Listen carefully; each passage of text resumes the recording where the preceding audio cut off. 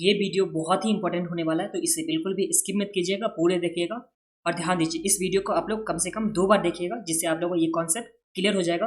और जैसे ही ये कॉन्सेप्ट क्लियर हो जाएगा, ये थ्योरी पार्ट हो जाएगा कॉन्सेप्ट वाले, तो आप लोग सारे ही के सारे सम्स बना सकते हो एनबीएफसी का। तो इसे आप लोग अच्छे से देखिए, समझ के देखिए, और कहीं प्रॉब्लम होता है कुछ तो आप लोग को मोबाइल ऐप में पूछना है। तो चलिए, सबसे पहले एसेट क्लासिफिकेशन लिखिए आप लोग। Assets classification.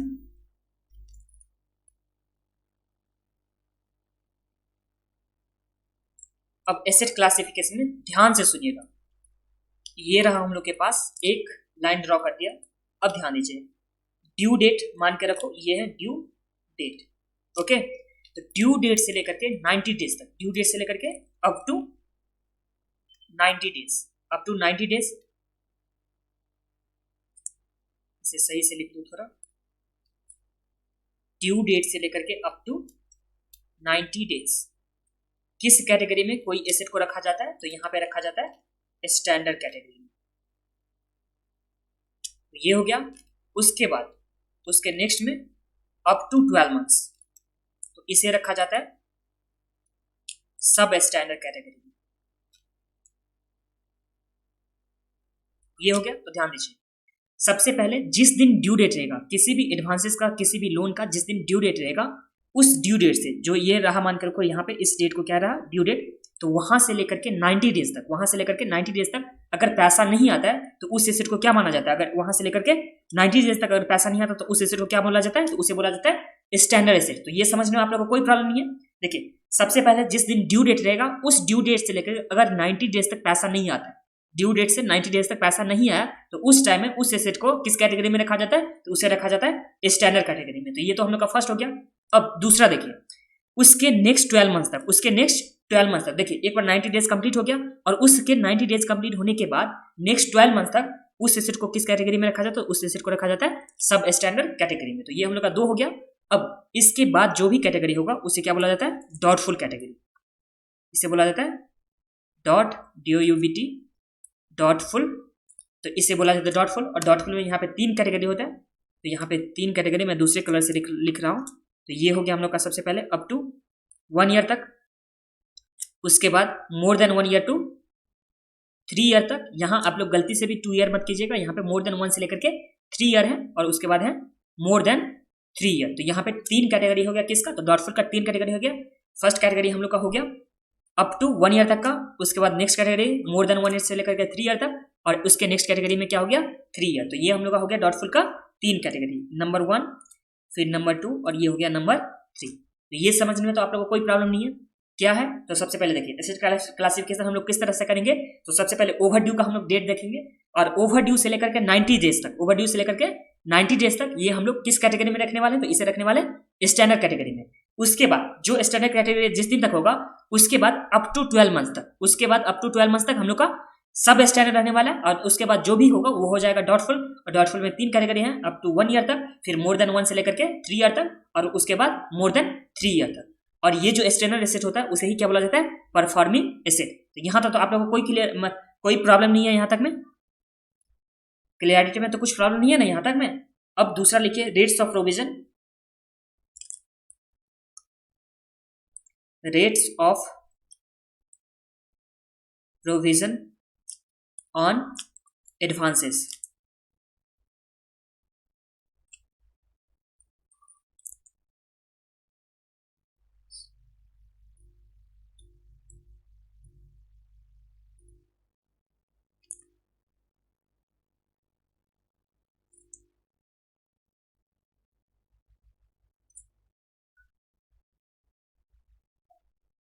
तो इसमें लिखिए रेट्स ऑफ प्रोविजन में सबसे पहले नॉन सिस्टेमिक की, और उसके बाद लिखिए सिस्टेमिक की।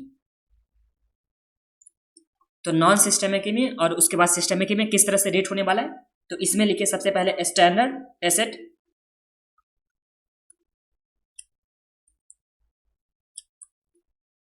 ये हो गया हम लोग के पास स्टैंडर्ड एसेट। उसके बाद सब स्टैंडर्ड एसेट,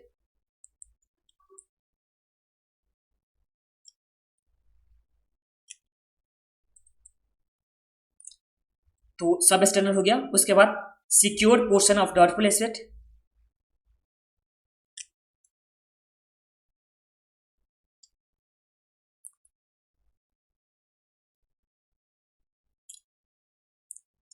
अब सिक्योर पोर्शन ऑफ डाउटफुल में कितना हो गया था सबसे पहले, अप टू 1 ईयर तक था, उसके बाद more than 1 year to 3 year था,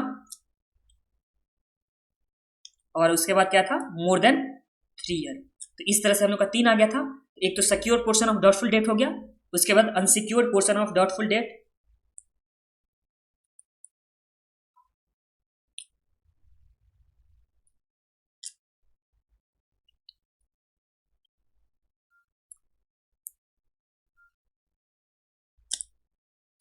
और उसके बाद हो जाएगा हम लोग के पास लॉस एसेट।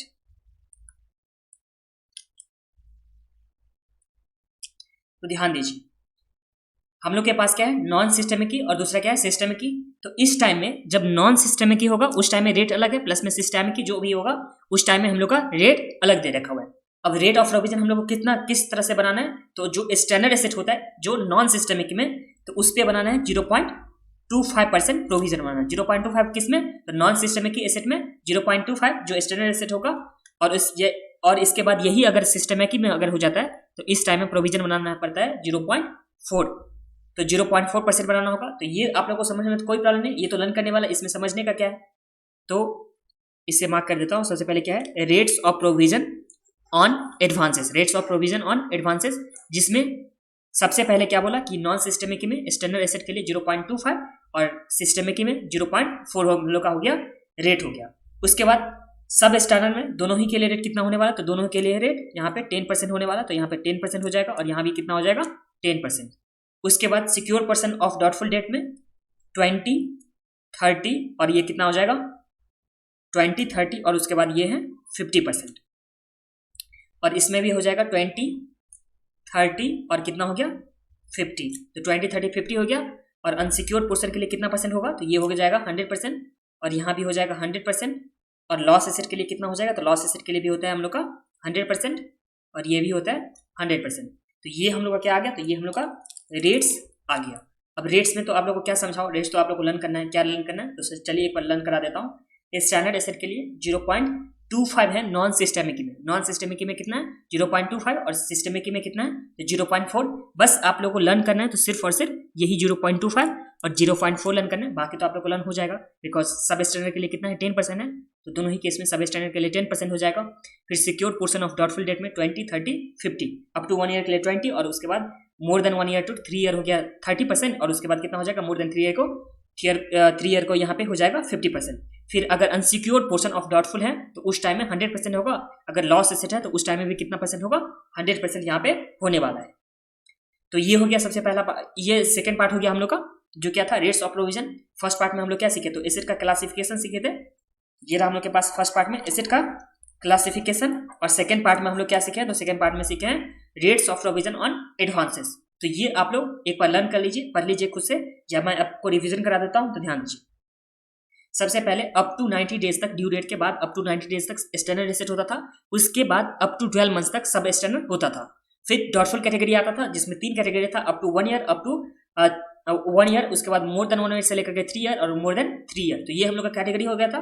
अब रेट्स के लिए एक होता है नॉन सिस्टमिक, एक होता है सिस्टमिक। अगर नॉन सिस्टमिक होता है तो उसके लिए रेट अलग होता है और सिस्टमिक के लिए रेट अलग हो गया।